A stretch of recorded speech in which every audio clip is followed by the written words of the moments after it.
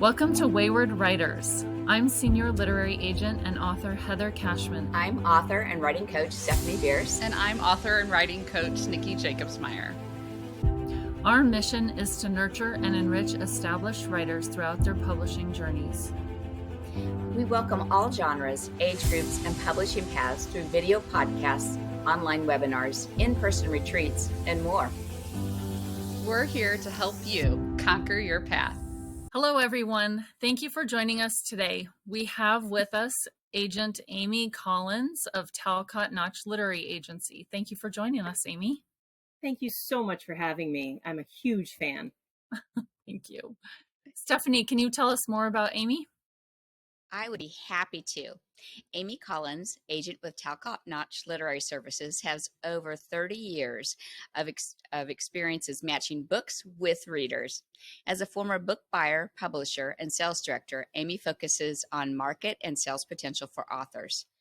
As an agent, she represents many authors who have signed deals with major publishers and is currently negotiating a book to film as well. Amy is the author of several nonfiction books and is currently traveling the country with her 2 dogs, meeting with editors and authors. She can be found on Twitter at Ask Amy Collins and online at www.amysadvice.com. So excited to talk to you today. Thank you. So what are the key elements that should be included in a novel synopsis? And I'm very interested in this because I hate doing novel synopsis.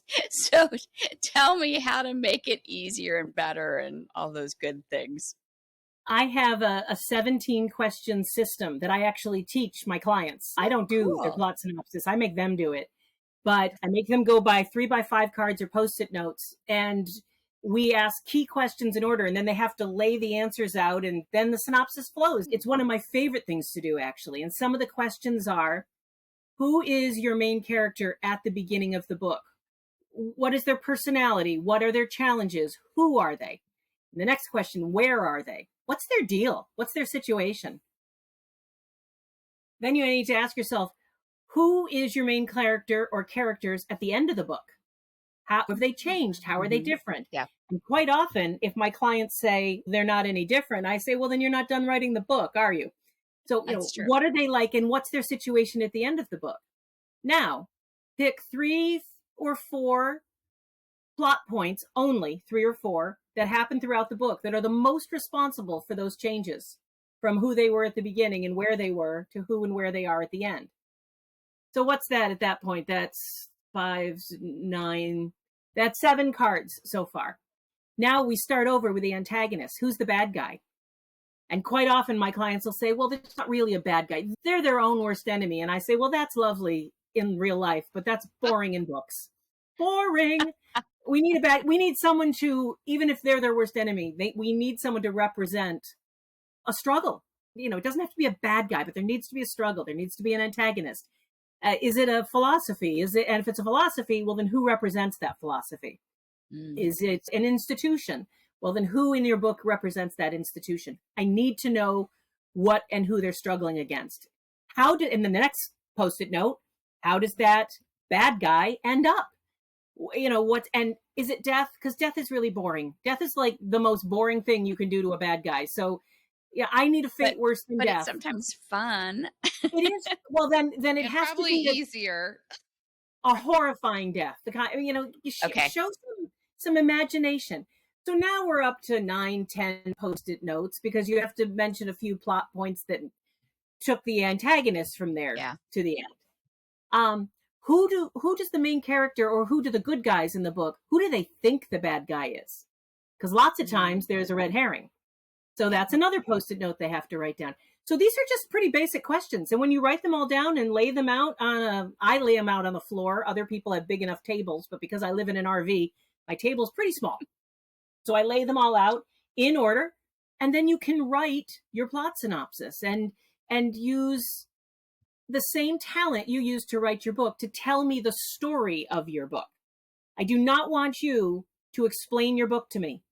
I need you to describe your book to me. Tell me the story of your book. And that's how I coach my clients to do plot synopses. Amy, do you recommend using the same voice you use in your manuscript in your synopsis? I do not. I always recommend that you write a synopsis in third person. Now, okay. Do I recommend that you use the same talent, and when you say voice, that you use this, it isn't a cold clinical document. Correct. I want you to the same feel, the tone. If your main character's funny, well, then you should be funny. Got it. Show that humor. If this is a gut wrenching book, well, then maybe that's not the time to tell a fart joke. Just, yes, keep the tone the same. Mm-hmm. But if you've written something in first person, especially with YA and things like that, I find third person editors much prefer the third person. Just third person, omniscient, tell the story. They know everything. Okay. Got it. All right, good to know. Well, I know a lot of people rush to do their synopsis after the manuscript and they've finished everything and they're ready to query. However, we've also heard people say, no, write the synopsis after your first draft to see where the holes are for tackle it for revision. What camp are you? What do you advise? I am not an editorial type agent. I am a marketing agent, a sales focused agent. Nobody wants me editing their book. Trust me, not my skill set. So I let my clients handle that. Mm-hmm. However, I love some of the experts in our industry. Allison Williams, who wrote 7 drafts. Tiffany Martin Yates, who wrote Intuitive Editing. And they are 2 brilliant women, far smarter than I am, who strongly suggest writing a plot synopsis and outline, even if you're a pantser, outline or plot synopsis after your first draft. And because I trust smart women like that, that's my advice. When writing a plot synopsis and you think you're ready, I will tell you that 99.6% of the time, when my clients write a plot synopsis, I then get an email saying they need another couple of weeks. They have to do another revision. Yeah, it glares at you, those words on that synopsis page, don't they? There's so many tools now that weren't available even 5 years ago. Speechify has really changed things, getting people to load their manuscript into Speechify and have it read it back to them. We tell our clients to read their book out loud to themselves or into a tape recorder, but they don't. They don't do it. So there's some tools that I absolutely love. What are some common challenges that you think authors face when writing their synopsis? And how do you help them overcome those challenges? Quite often they fall for the and then, which means that they are explaining their book instead of telling the story of their book. And it is very easy to fall into this happens and then this happens and then this happens. But that's what revisions are for. Taking the time to transition into actual plot synopsis should be small little mini scenes, just like your book is larger scenes. And so pulling out the explanation and turning them into scenes is one of the biggest struggles that I would have as well. I write plot synopses and I find myself falling prey to that. Falling in love with some of your side characters that just don't need to be in the plot synopsis. They do need to be in the book. And they're wonderful, but for the love of Pete, we don't care about the plucky best friend. It's fine. We expect that there's going to be a plucky best friend. Don't waste time in your plot synopsis. But they love those characters, and they tell me they're important to the plot. No, they're important to you, and they're important to the book, but they're not important to the plot. So those would be 2 of the biggest. Yeah, I think that is a lot of what I see too because I ask for a synopsis in my queries. And it is hard to distill that essence of your novel into something that's concise, but I think that's the key, right? Is making sure that you're taking something that is just like that very basic main character's plot and character arc and turning that into a summary. Jane Friedman, she summed it up beautifully when she said that a plot synopsis is not back cover copy. It's not an outline. It is a very specific, unique document in and of itself that is designed to show the industry the large beats, plot points of your book. It is not Amazon or back cover copy, and it's not an outline. It is its own animal. And I teach a class on plot synopsis and online, and she's given me permission to use her quote. I'm butchering it right here a little bit, but trust me, she was much more eloquent than that. And the hardest thing about the plot synopsis is confusing it with something else or thinking, well, I wrote Yeah. I wrote the premise, or and so that's enough. It's not. It's completely unique. It's its own animal. Yeah. But So, Really it's is. so necessary because I need to see how creative you are. I do not need to see another vampire novel where he wakes up from a dream and gets in a car accident and has a lover and has to kill the lover and the end. I've read those. We're good. I need something unique. And the easiest and fastest way after I read the first page and realize they've got talent is to turn to the synopsis and see if they've got storytelling chops. Absolutely. That's exactly what I do too. So, question though, say you like the first page and you go to that synopsis and you're like, whoa, are you done? Is it a pass? Yes, it's a hard pass for me. Quickly. Yeah. No, that's good to know, because so It many is good people say, oh, well, they're not really reading the synopsis. They're not really reading the query. And it's like, why are they asking if they're not reading it? And are you going to take that chance to submit something on the fact that maybe they wouldn't read it? Like, I'm always fascinated by that perspective. I absolutely read them. However, if I read the first 2 pages and I don't love the writing, and it doesn't mean they're not talented, it means I don't love the writing. Right. I don't read the synopsis. There's amazing storytellers, there's amazing writers, and the Venn diagram where those two meet sometimes is a small circle. I'm a great storyteller. I am a horrible writer. Horrible. And so I'm not going to be the next great American novelist. So you need both. I love that explanation too. Now that all of us are even more terrified about our synopsis than we were before. Everyone go take Amy's class is what we're That's right. suggesting. Exactly. As soon as you get off.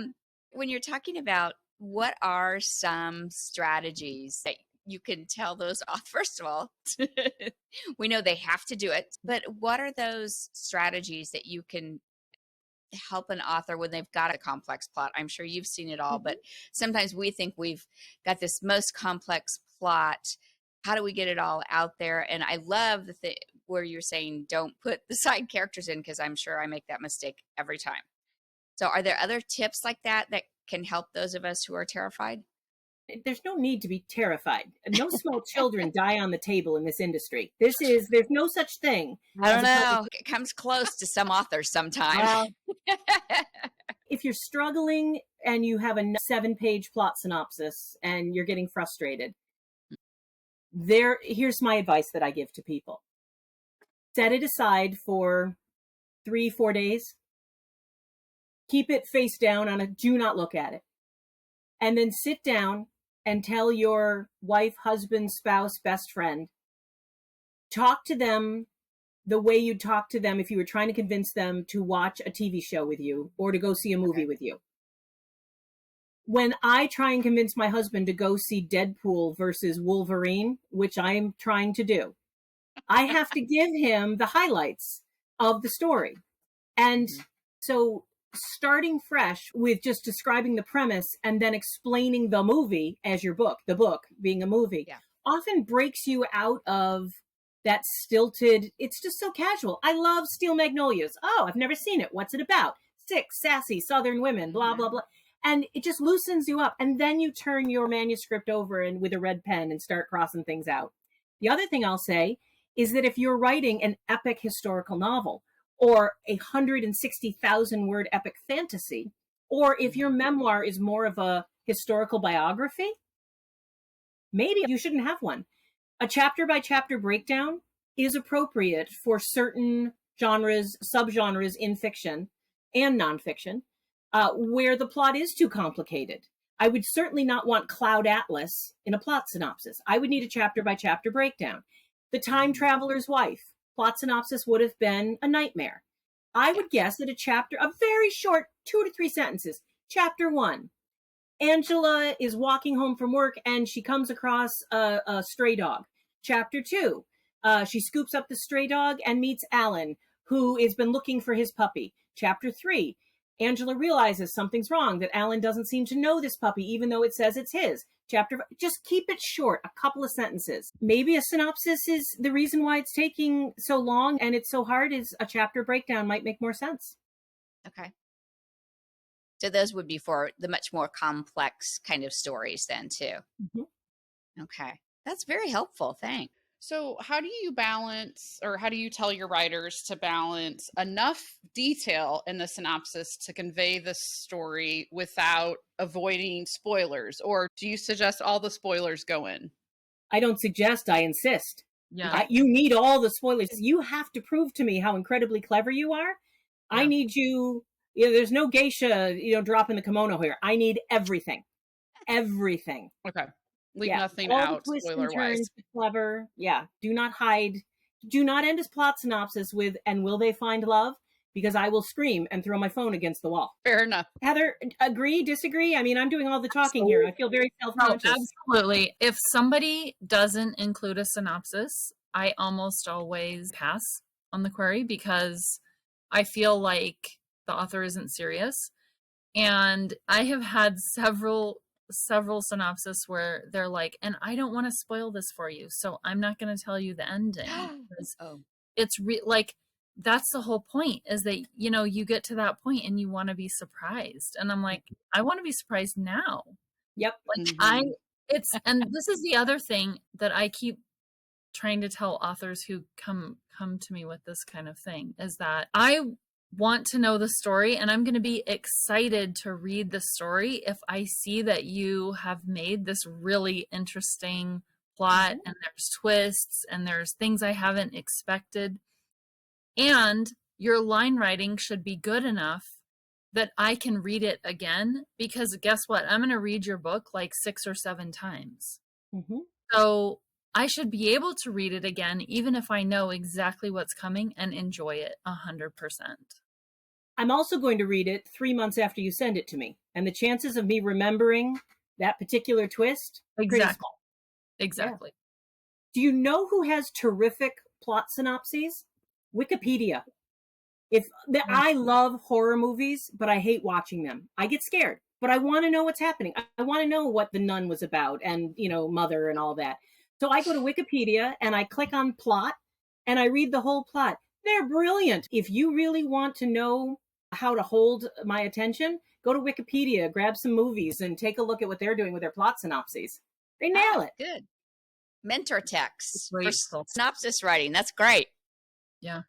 Well, and I'm talking about other resources. We brought up critique partners and groups, but I know I've had people in my group come to me and be like, hey, I'm struggling with the synopsis. And it's a lot easier for me to kill all of your darlings because they're not mine. So I know for me, when I'm writing, like, my critique group is huge to be like, Nicki, we don't need to know that. You think we need to know it because you love that part. But obviously you have to have a group that you trust and is willing to be candid yet kind. Right? So yeah. I also would recommend that, and I recommend this for not just plot, but also your novel.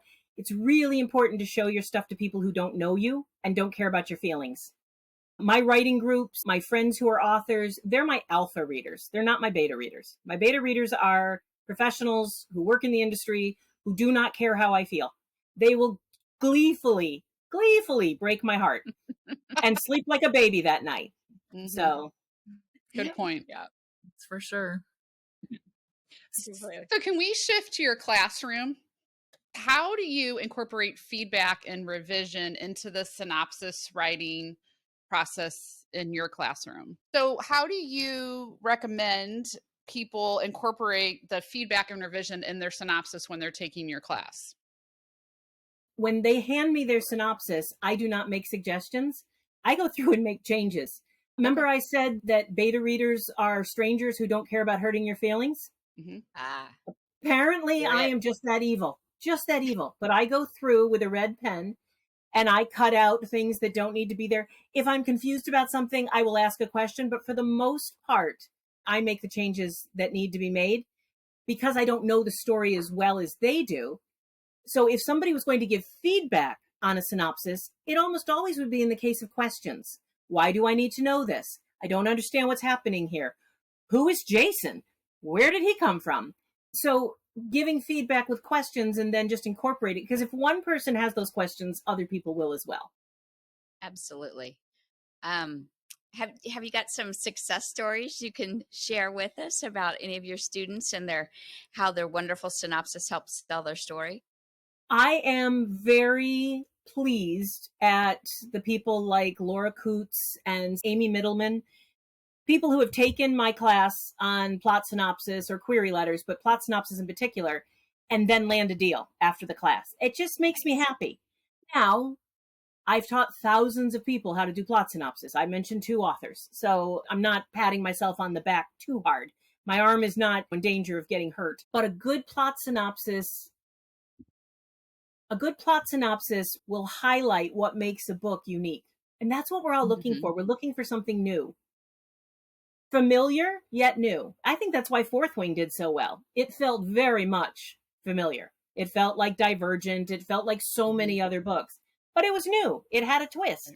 And that's all our industry wants. So a plot synopsis can highlight that. Yeah. Well, and we were talking earlier about after your first draft writing it. I know I would want to know after my first draft that I'm not surprising anyone or no one's enjoying it than after my 6th draft when it's time to, I think it's time to query and it's far from it. I think it's a little like being pregnant for 9 months. You're really excited at the beginning, but by the time, you just want it out of you. For the love of Pete, can this just be over? Get it out. Yes. Yes. But with a good plot, the synopsis is simple. If you're truly struggling with your plot synopsis, I would put forth the idea that maybe there's a hole or a problem with your plot. And because at least if you follow my 15 questions, they should all flow pretty smoothly. Your book already is written. You just need to hit the highlights. And if you're struggling with that, then the book may need a revision and not the plot synopsis. Yeah, I have a workshop that's based on how to basically self-edit your novel and write a synopsis at the same time. Really? Yeah. And I've had some good feedback from that class because I think they do go hand in hand, right? Like if your plot is not secure, then your synopsis isn't going to fall into place. If you're just not very good at writing a synopsis or you haven't done it before, or you haven't done it a lot, I think sometimes it can just be hard because it's a new thing and it's a new skill that you have to master. But sometimes it's because you're missing something. You're missing a key plot point or a character arc or something like that. The last 2 questions in my little system that I teach is, was there any major plot development that we haven't covered? Because they should all be hit. And then it's a trick question. Because if they're not connected to the main character's development and they're not connected to the antagonist's downfall, now this is for commercial fiction. I get it, literary is different. But if you've got a major plot point that I haven't covered in the last 15 questions, is it necessary? What's it there for? And my second question, and this one's even meaner, what is your favorite part of your book? What is the part of your plot you are the most proud of that you think is just so clever? And then I make my students type it into Google or Chat GPT, that plot element, and say other novels that have, and then whatever it is, dachshunds that save a baby walrus. And all of a sudden you find that there's 9 other books out there about dachshunds who save baby walruses. And it's all part of just revision. But not knowing the industry and what else is out there, how can you tell an industry professional that your book has something truly special and unique unless you've researched it to death to make sure you're unique? That's excellent points. Yeah. That's brilliant. So many people tell me there's no other book out there like theirs. Yes, there is. Oh, I hear that. I promise you right now, there's got to be a dachshund who saved a manatee book somewhere. I promise you it exists. Well, and to your point, though, Amy, we want our book to exist in some way that's familiar, right? Because that's what we're looking for. It's like the list of, if you enjoyed this book, you'll like these 30 books. For me, that's clickbait. Yes. What else is there that's similar and in the same vein? But it is there's different stories and different plot points. So, yeah.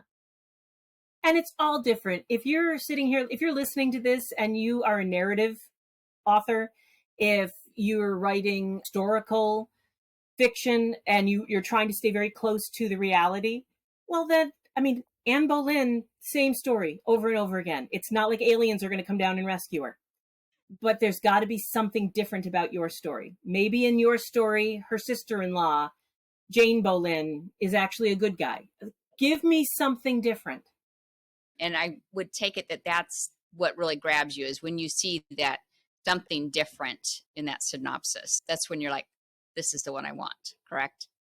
Because I focus on commercial fiction, yes. Yeah. And nonfiction. I do a lot of essays and essay writing. So if the theme, Devery Brin is one of my clients, and she wrote a book called You're Going to Die Alone and Other Excellent News. And it was just this funny set of essays and thoughts about from this strong feminist, body positive young woman. It was a different voice with a different message. So that's what, Heather will tell you, you know it when it hits you. Yeah. It's just as simple. And it's so lame to tell authors that I can't give them a reason. It just didn't hit me right. Sorry. There's nothing wrong with you or your writing.